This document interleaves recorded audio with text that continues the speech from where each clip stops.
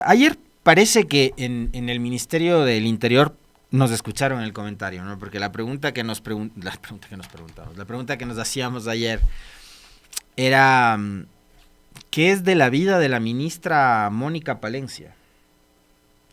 Después de haber vivido días continuos en donde el país ha sido testigo de una cantidad eh, impresionante de hechos de violencia, eh, algunas personas, muchos seguramente, capaz y no todos, pero muchos nos preguntábamos qué será de la vida de la ministra Palencia, funcionaria encargada del manejo y control de la seguridad en el país. Y ayer finalmente apareció. Y claro, como no podía ser de otra manera, y además me parece que está bien que sea así, porque más allá de que, digamos, en mi caso tampoco es una garantía absoluta al 100% de seriedad, de sobriedad y de que los números son oficiales o que se les puede creer, pero sí creo que la presencia del alto mando de la policía y del ejército a un gobierno con vocerías tan débiles, que permanentemente además las plataformas y medios de comunicación encargados de hacer fact-checking les han expuesto como mentirosos, les da un cierto aire de seriedad la presencia de los militares y los policías, que no quiere decir que yo a ellos les crea tampoco al 100% y que por supuesto en el país también,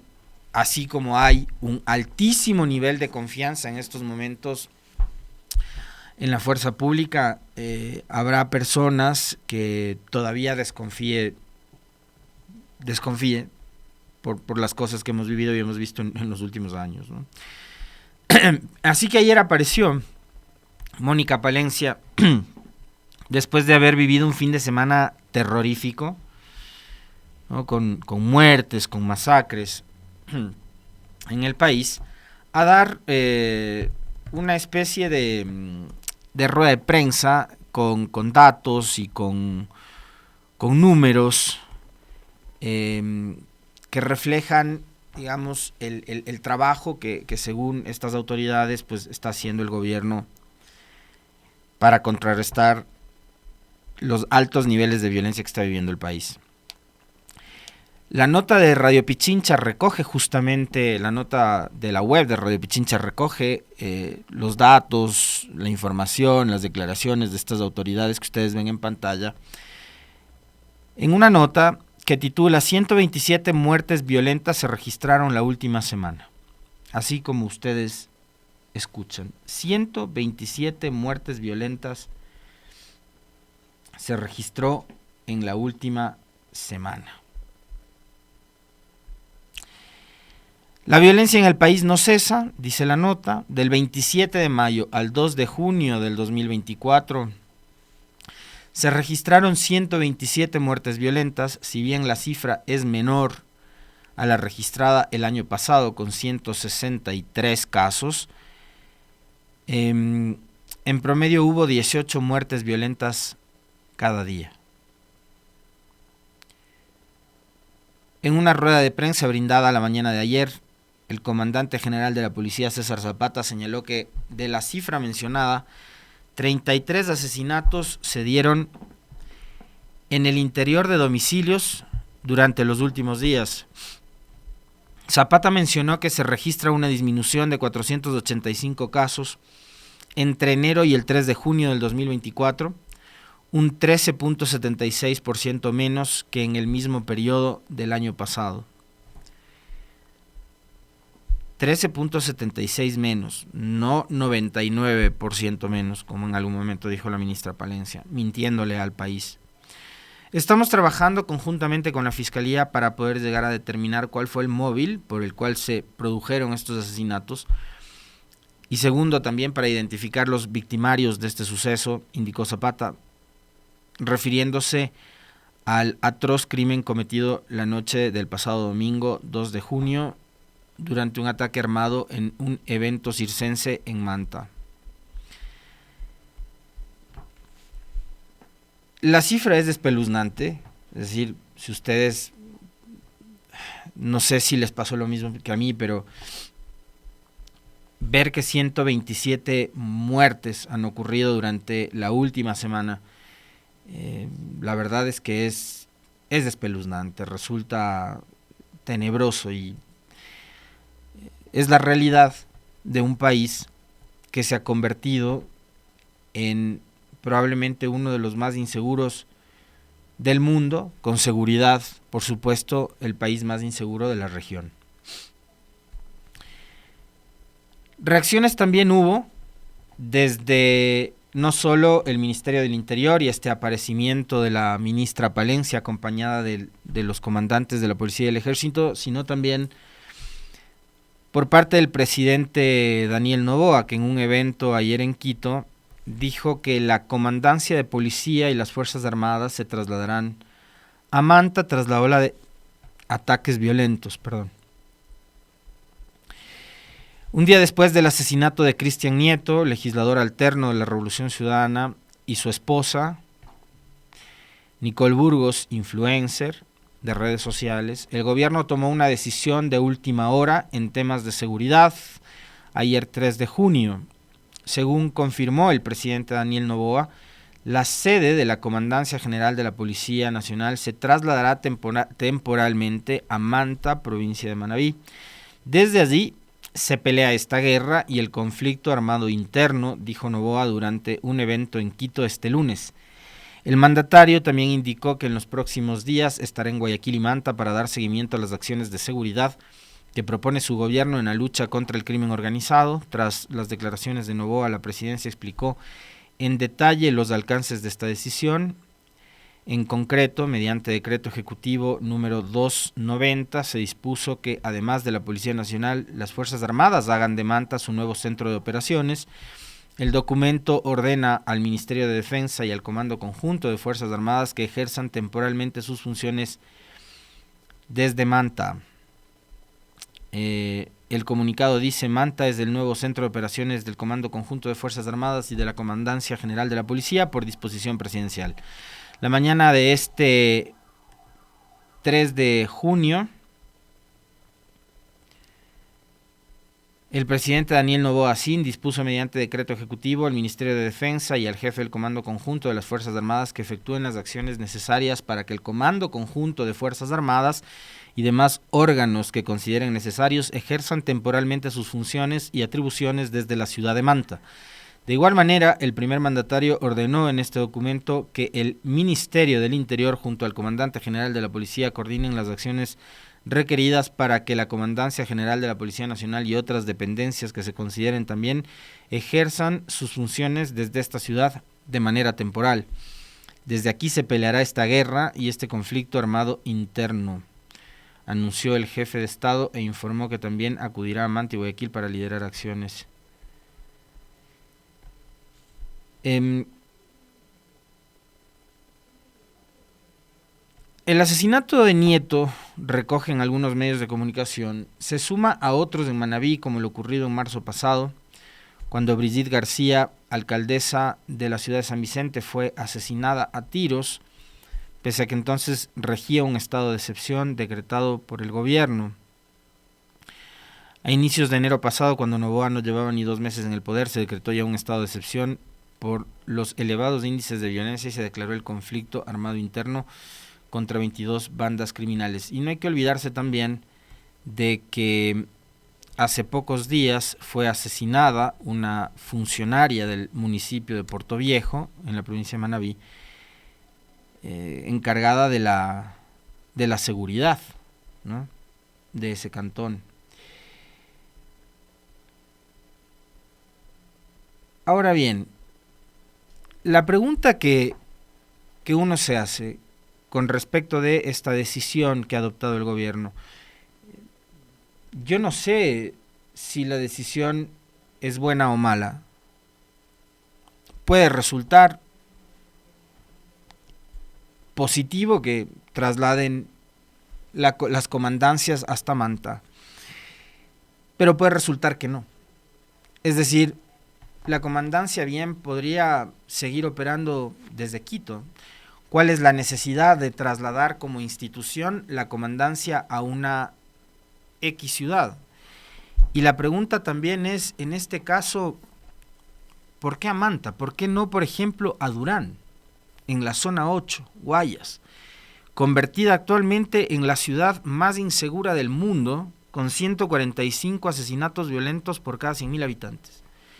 Entonces, claro, también lo que nos cuestionamos es si esta decisión corresponde a una motivación de carácter estratégico, si es que al presidente, en efecto, tanto militares como policías le dijeron: vea, presidente, la verdad es que trasladando la comandancia a Manta se van a acabar los crímenes, o vamos a reducir a la mitad los crímenes, o estando la comandancia en Manta nosotros tenemos una perspectiva diferente de lo que pasa en Manabí, de lo que pasa en la costa, en las zonas probablemente más inseguras, y desde ahí vamos a tener un control sobre, o sea, si nos dijeran algo más.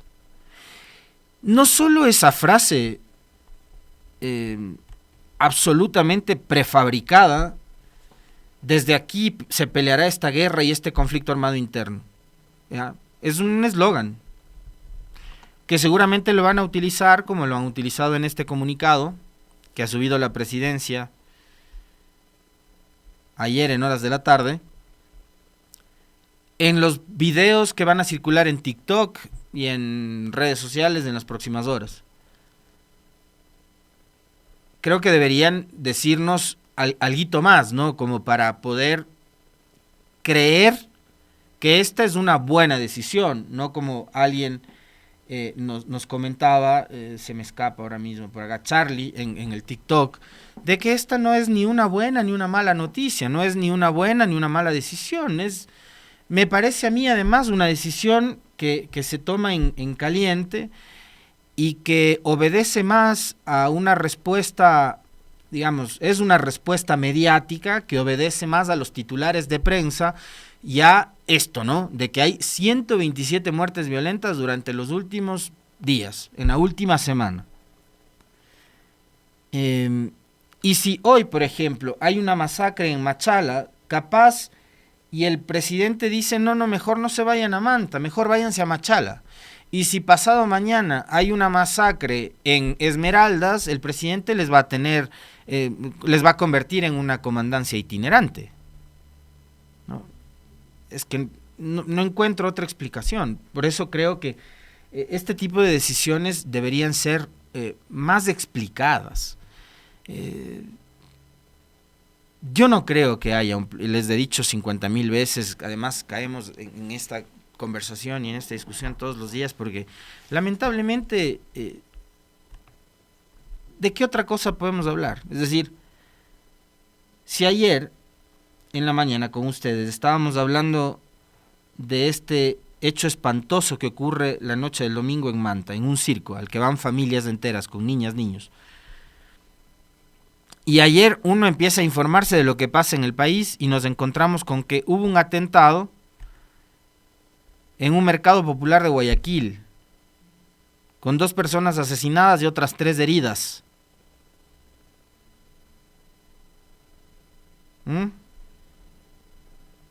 Esto ocurrió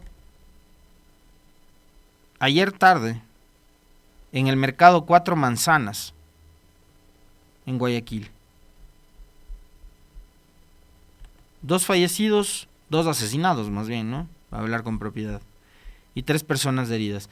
Y después, un poco más tarde, de Guayaquil nos regresamos nuevamente a Manta. 5 personas fueron atacadas por sicarios en el barrio La Paz, mientras estaban en la puerta de un domicilio. De estas 5 personas, 2 fallecieron de forma instantánea. Y las otras 3, como ocurrió también durante la noche del domingo, que, por cierto, en el evento del domingo, las víctimas mortales fueron 3, no solo fue asesinado Cristian Nieto y Nicole Burgos, su esposa, sino también una tercera persona. En el ataque de ayer, 5 personas fueron acribilladas a tiros. 2 fallecieron instantáneamente, otras 3 fueron trasladadas a hospitales y casas de salud. justo el mismo día en que el presidente había hecho este famoso anuncio de que iba a trasladar las comandancias de la policía y del ejército a Manta. Entonces, insisto una vez más, la duda y las preguntas que nos debemos formular y que nos hacemos es, ¿y esto en serio obedece a una estrategia? ¿Y esa estrategia cuál es? Es decir, se va a ir todo el aparato de inteligencia de la fuerza pública, sean militares y policías, hasta Manta y Manabí. ¿Y qué va a pasar con Quito? ¿O qué va a pasar con Pichincha? ¿Qué va a pasar con el centro del país? ¿Qué va a pasar con Esmeraldas? Que la cosa en Esmeraldas tampoco es que se ha calmado y ha cambiado del todo. ¿Qué va a pasar con Durán? ¿Qué va a pasar con Guayaquil? Que son también entonces que nos inventamos 24 comandancias y ponemos una en cada provincia. Y lo que les decía hace un momento, yo no creo que hay un plan Fénix. Seguramente muchos de ustedes coincidirán conmigo de que el gobierno no ha dado muestras de tener un plan de seguridad, y que más bien lo que hemos visto son los típicos operativos que se desarrollaban y que se hacían desde antes de que nos hablen del plan Fénix.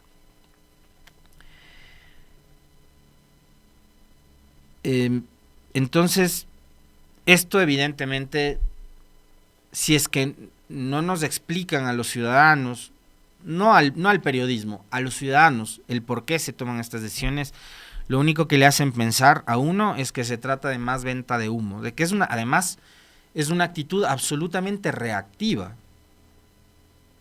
Por eso les decía, hoy o mañana,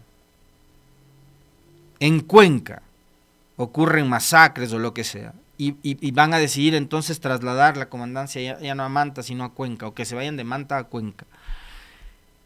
Y vamos a jugar así, con anuncios y con estas cosas ayudan mucho en los titulares, por supuesto. Es como la frase esa que les acabo de leer, ¿no? Desde aquí vamos a combatir esta guerra y no sé qué. La pregunta es cómo van a llevar adelante esa lucha, esa pelea, esa guerra, como ellos le llaman, de este denominado conflicto armado interno. Es publicidad, exactamente, coincido con el comentario que acabo de recibir de una persona que además conoce muchísimo sobre temas de seguridad. Me voy a reservar el nombre, por supuesto, por respeto.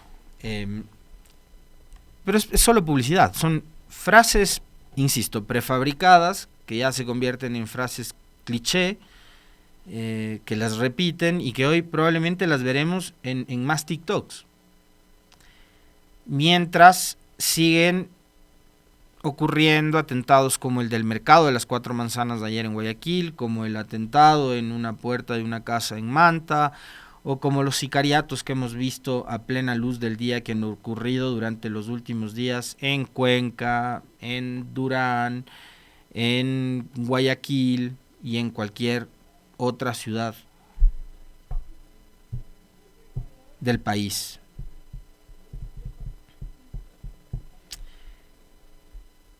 Esto es más de lo mismo todos los días. Por eso creo que sí es como conveniente hacernos aquella pregunta que nos planteábamos los días previos y después del famoso informe a la Nación, ¿no? De cuánto ha cambiado este país, ya sea para bien o para mal, preguntarnos en ese momento con respecto de el gobierno de Guillermo Lasso. Y la verdad es que esto no ha cambiado.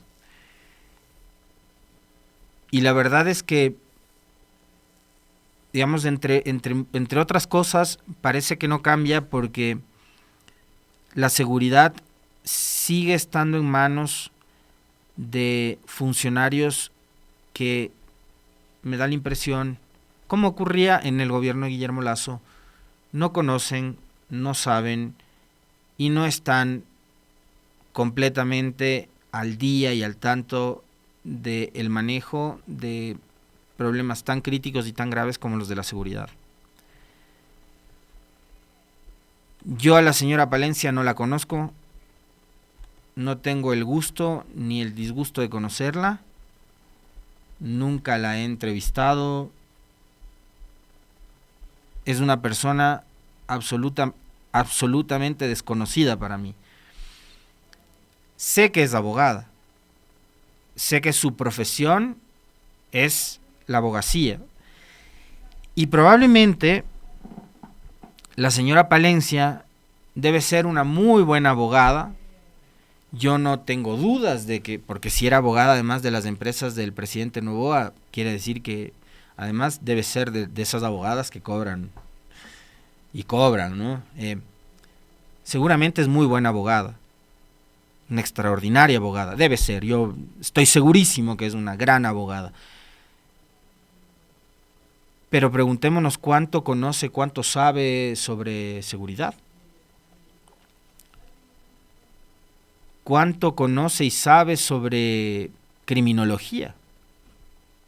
¿Cuánto conoce y sabe sobre el manejo de los sistemas de inteligencia? Lo mismo pasaba en el gobierno de Guillermo Lasso, acuérdense, cuando le encargó la Secretaría de Seguridad a Diego Ordóñez. Diego Ordóñez, con quien por supuesto, digamos, nos separa un abismo ideológica, políticamente, ¿no? Pero igual, puede ser un gran político Diego Ordóñez, un gran tuitero, pero sobre seguridad no tenía idea de nada, pues. Y acá me parece que en serio deberíamos empezar a hablar con respecto de en manos de qué tipo de funcionarios está la seguridad. Y si los funcionarios que están a cargo de la seguridad están totalmente capacitados como para aquello, una responsabilidad tan grande. Porque a diferencia de lo que podría suceder con cualquier otro ámbito o área del ejercicio público y de gobierno, digamos acá no están manejando materiales de construcción, no estamos hablando de la compra de libros, no estamos hablando de la compra del desayuno escolar, cosas que son igualmente súper importantes, súper importantes. Acá estamos hablando de vidas. Y si la seguridad sigue en manos de personas que no están capacitadas para enfrentar este tipo de retos, entonces lo que significa es que vamos los ciudadanos, los ecuatorianos, a seguir estando expuestos mientras el gobierno le sigue encargando y entregando el manejo de la seguridad a personas que no están preparadas o capacitadas para asumir un reto tan importante. Me parece a mí que es también momento de empezar a cuestionarnos sobre aquello, ¿no? Sobre como lo que pasa en ambiente, fíjense, a propósito de la polémica de Olón y de todo lo demás. ¿Qué tan capacitada está Sadefrich? No lo he dicho yo, no soy un experto en temas ambientales, pero al menos 30 organizaciones dedicadas al cuidado del ambiente han objetado la continuidad de Sadefrich al frente de ese ministerio y le han recomendado, le han pedido al presidente cambiar a la secretaria de Estado de esa cartera, pedido que por supuesto ha sido desoído por parte del gobernante, que insiste en mantener a Sadefrich al frente del Ministerio de Ambiente. Es exactamente igual lo que pasa con el tema de la seguridad. Es seguir encargando a funcionarios que no están absolutamente empapados sobre la materia que aborda su ministerio. Y les repito lo que decía hace un momento. Todo el respeto del mundo a la señora Palencia, como les digo, no le conozco. Primero por su condición de ser humano y de mujer, todo mi respeto. Y después, me imagino que debe ser una gran abogada, una extraordinaria abogada, que por eso tenía la representación legal de las empresas de Noboa, pero de ahí a ser ministra de Seguridad del país, creo que sí hay una distancia bastante importante. Y quizás enviarle un mensaje al propio presidente Noboa, algo que nunca hizo Guillermo Lasso, o si pretendió hacerlo, lo hizo mal. Pero es en este país, y por este medio de comunicación y por muchos otros, a diario, siempre estamos conversando con académicos, con estudiosos, con analistas, con especialistas, con muchas personas que saben y conocen sobre la materia que estamos tratando, sobre seguridad. Digo, ¿no sería bueno que el gobierno, el presidente, el propio presidente Noboa convoque a estas personas, a estos académicos, a estos profesores, a estos especialistas en el ámbito de la seguridad, investigadores, y forme un equipo que le permita a él asesorarse bien y dar contención a esta situación que está viviendo el país? Porque lo otro es simplemente, digamos, seguir como estamos y seguir comparando datos, que es otra cosa además tan frívola, ¿no? En el 2023 habían 400 muertes, ahora solo hay 300 en el mismo periodo de tiempo. Entonces, tenemos que contentarnos porque hemos bajado 100 muertes violentas y que ya no son 400, son 300. Cuando lo ideal sería que sean, pero muchísimo menos que esas 300, pues. Porque les insisto, nos quedamos a veces en los números fríos, pero son números. Lo que nos exhiben en una rueda de prensa o lo que se publica en una nota, en un portal digital, en un medio de comunicación, son números. Pero esos números son vidas. Y detrás de esas vidas hay familias, hay hijas, hay hijos, hay padres, hay madres, hay hermanas, hermanos.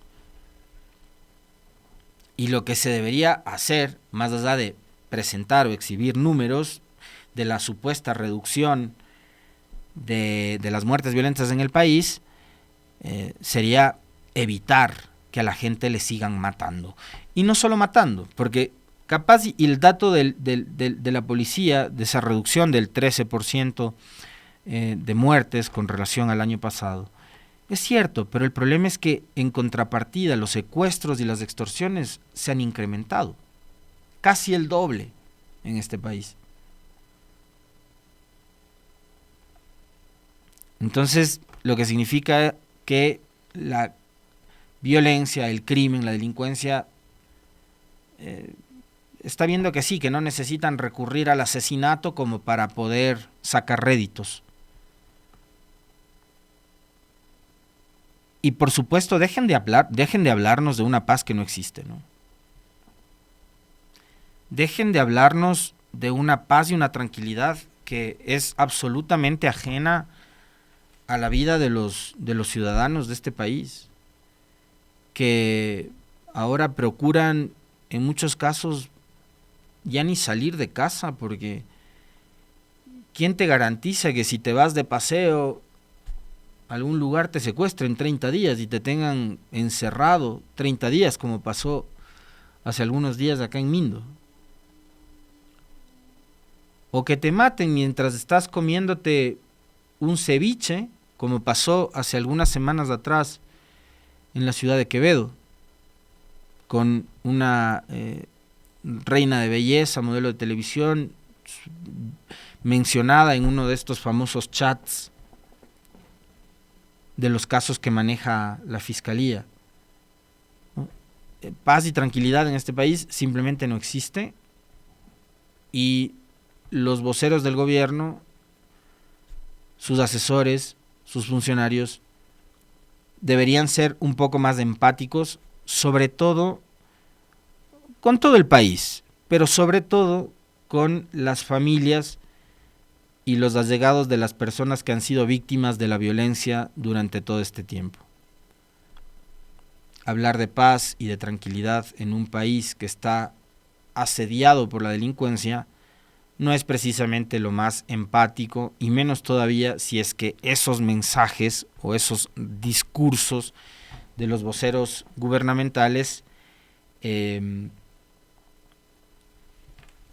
les llega a los oídos a los familiares de los cientos de víctimas que hay en este país por efecto de la violencia.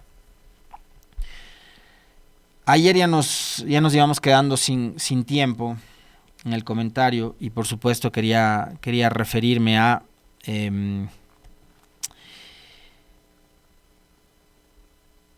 lo que fueron justamente las declaraciones de la asesora presidencial la semana anterior, la señora Diana Jácome, en un medio de comunicación en donde habló de diversos temas, pero que unos fueron más polémicos que otros. Quizás una de las declaraciones más polémicas estaba relacionada con la situación judicial del hijo de Verónica Abad.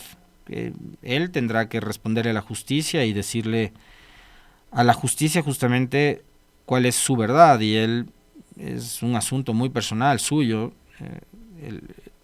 el que se está investigando. Ustedes son padres, si tu hijo está preso, ¿tú te regresas o prefieres mantenerte porque quieres el poder?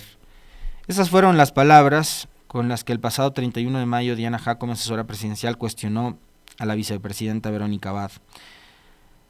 Las declaraciones las dio en medio de un debate sobre la situación de Abad y la posibilidad de reemplazar al presidente Noboa durante la campaña electoral en las elecciones que se avecinan.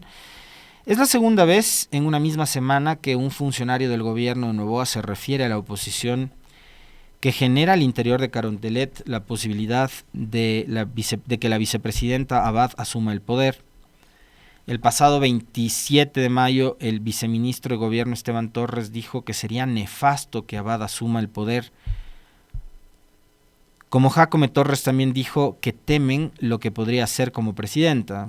Y habrá que ver, digamos, si es que un mes de encargo o 40 días de encargo le alcanza como para poder hacer y deshacer en el gobierno. Creo que ahí están exagerando un poco, ¿no? Sin embargo, recogen estos medios de comunicación que Jácome fue más allá ante la pregunta sobre si no consideraron manejar de forma distinta el tema para evitar una enemiga. La asesora presidencial dijo una enemiga respaldada por grupos políticos que quieren atacar al gobierno. Y me parece que por ahí va la línea del régimen, más todavía considerando que en las últimas horas la legisladora Valentina Centeno ha citado una solicitud o un oficio enviado por la legisladora de la Revolución Ciudadana Paola Cabezas a Rosa Belén Mayorga, presidenta del Grupo Parlamentario por los Derechos de las Mujeres, malinterpretando todo el contenido de este oficio y de esta carta. Les voy a leer el tuit de Valentina Centeno, jefa de bancada de ADN, y por supuesto también la carta que Paola Cabezas le envía a Rosa Belén Mayorga con respecto de la sucesión presidencial o el análisis que se debería hacer a nivel parlamentario sobre la sucesión presidencial.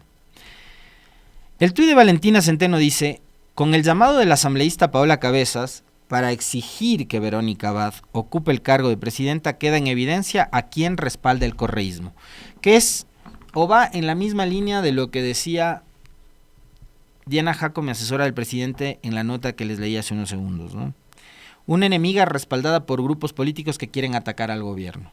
Acá, dice Centeno, queda en evidencia a quien respalda el correísmo. ¿Qué dice la carta enviada por Paola Cabezas para la asambleísta Rosa Belén Mayorga? De mi consideración, señora Presidenta, en mi calidad de asambleísta nacional y miembro del Grupo Parlamentario por los Derechos de las Mujeres, conforme lo establecido en el artículo 135 de la Ley Orgánica de la Función Legislativa, dentro de la sesión número 6 del Grupo Parlamentario por los Derechos de las Mujeres, a realizarse ayer, 3 de junio del 2024, en tal virtud presento la siguiente moción: encargar a la presidenta del Grupo Parlamentario por los Derechos de las Mujeres a presentar un cambio en el orden del día en el marco de la siguiente convocatoria a pleno de la Asamblea Nacional con el fin de que el Parlamento debata y apruebe una resolución que exhorte al presidente de la República a respetar la Constitución y la ley respecto al encargo de la presidencia de la República en una eventual candidatura presidencial. Consentimiento de distinguida consideración, atentamente, Paola Cabezas, asambleísta. Lo que está pidiendo Paola Cabezas es que la presidenta del Grupo Parlamentario por los Derechos de las Mujeres presente un cambio del orden del día en la siguiente sesión del Pleno de la Asamblea para que los 137 legisladores, el Parlamento, el primer poder del Estado, debata o converse o dialogue o discuta sobre un tema que el país entero está debatiendo y discutiendo por iniciativa propia del gobierno, porque quienes nos han puesto a discutir sobre la sucesión presidencial o no en época de campaña es Noboa y es Abad. Son los dos, es del gobierno. Y son los voceros del gobierno los que han hecho agenda de medios durante los últimos días para, por ejemplo, dejar de hablar de la inseguridad, de la violencia, de los asesinatos, del posible alza e incremento del precio de los combustibles, y se pongan a hablar de la disputa con Abad. Entonces lo que está diciendo Paola Cabezas es que el Pleno de la Asamblea debata sobre lo que todo el país y todos los medios de comunicación están debatiendo. De hecho, la declaración de Diana Jacome era en un foro, en una radio, en una emisora acá en la capital de la República, en donde el tema central, el tema del programa era la sucesión presidencial. Con el fin de que el Parlamento debata y apruebe una resolución que exhorte al presidente de la República a respetar la Constitución y la ley. Es decir, ahora, si usted le pide al presidente y al gobierno que respeten la Constitución y la ley, correísta. Es el límite al que nos han llevado como país. Según como lo plantea Valentina Centeno, es que el correísmo y Abad ahora están queriendo sabotear al gobierno. Yo lo que estoy leyendo es que lo que quieren es que se respete la Constitución y la ley. Y que la Asamblea emita un exhorto diciéndole al presidente, usted y su gobierno están obligados a respetar lo que dice la Constitución y la ley. Esto parecería una locura en este país. En estos momentos, respetar la Constitución y la ley parecería que es una locura. Es decir, somos un asambleísta que dice hay que respetar la Constitución y la ley, correísta. Y como eres correísta, además estás descalificado de opinar. Y Abad es correísta. Pero antes se olvidan de que Diana Jacome también fue correísta en algún momento. Ojo, ser correísta no es un delito, ¿no? Pero como han usado eso para estigmatizar, para etiquetar, para denostar, para cancelar a todo el mundo. Vamos, no se olviden de que también la asesora presidencial fue en su momento militante del correísmo. Por un lado. Y por otro,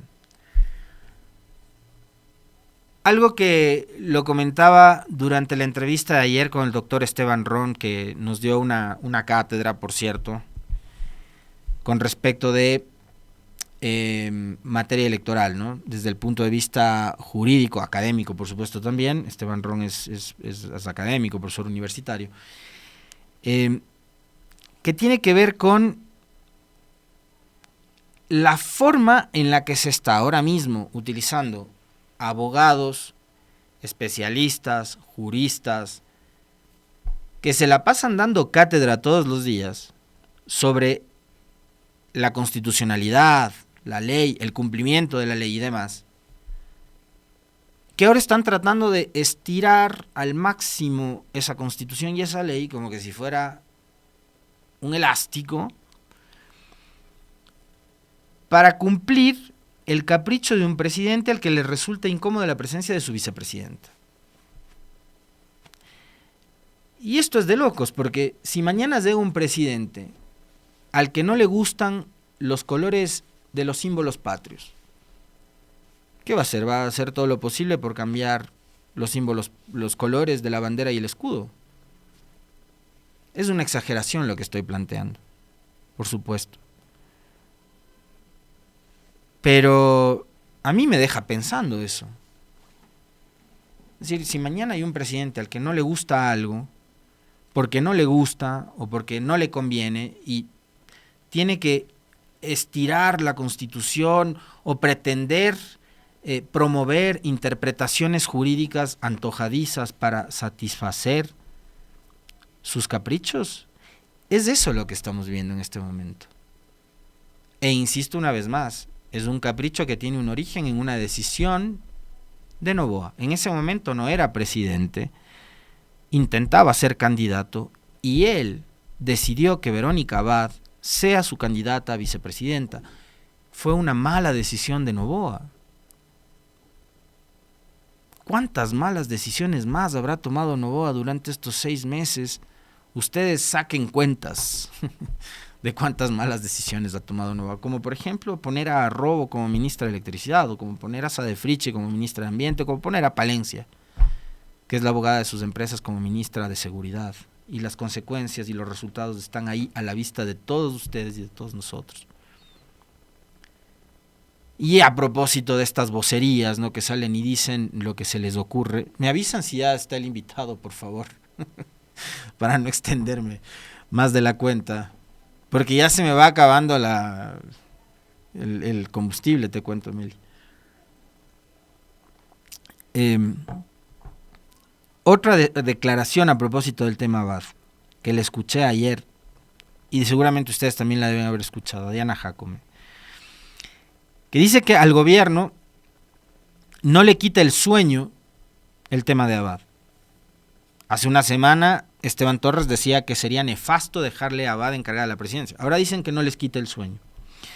No les quita el sueño, pero han elevado consultas a la Procuraduría al Consejo Nacional Electoral y ya mismo al Vaticano y a la NASA. Envían consultas para ver la forma en la que pueden evitar que se encargue el poder a Verónica Abad. A mí, les digo, me es indiferente porque es una persona con la cual tampoco tengo ningún tipo de afinidad, pero lo que sí creo es que, como decía en ese documento enviado en la Asamblea por Paula Cabezas, acá debe primar el respeto a la Constitución y la ley. Y me parece que esos documentos además están clarísimos, ¿no? El presidente no puede ser candidato y presidente al mismo tiempo, porque además, siendo así, como nos lo explicaba ayer Esteban Ron, no va a poder hacer campaña y va a tener que después ser sancionado por el Tribunal Contencioso Electoral. No puede. Tiene que sacar licencia, sí o sí. Después está la interpretación esta de que al ser un periodo prácticamente interino para completar el periodo que no completó Lazo y demás, esta no se puede entender como una reelección, sino que podría tener derecho a otra en el 2029. Ok, pero va a ser candidato. Y cuando es candidato, todo funcionario de elección popular que busca el mismo cargo tiene que sacar licencia. Para buscar otro cargo tiene que renunciar.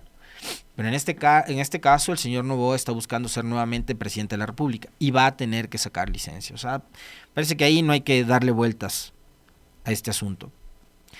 Pero ¿cómo es que no les quita el sueño y ustedes han elevado consultas a todo el mundo para ver y buscar la manera de evitar que se le encargue el poder a Verónica Abad? Es decir, y un día dicen una cosa y otro día dicen otra. Y después tenemos, por supuesto, también declaraciones de otros funcionarios, como por ejemplo la señora Irene Vélez, secretaria de Comunicación, que ayer, ante la insistencia de una periodista, ella concluía diciendo: lo que yo he aprendido en estos meses con el presidente Noboa en este gobierno es que siempre se busca la forma de resolver. O sea, ellos están convencidos de que sí o sí se van a librar de Abad, de que van a encontrar la forma, el mecanismo de deshacerse de Abad. Y utilizando esta que también se ha convertido también en una frase cliché, siendo un presidente que resuelve, o siendo un gobierno que resuelve. Y además son esas frases que les son útiles y que salen de las redes sociales, ¿no? Así que ya vamos a ver, pues, y vamos a estar súper pendientes de cómo es que resuelven este asunto. Insisto, a mí me resulta absolutamente indiferente porque tampoco es que tengo ningún tipo de afinidad con la señora Abad, porque creo que ustedes y nosotros conocimos de qué iba la señora Abad cuando era candidata, ¿no?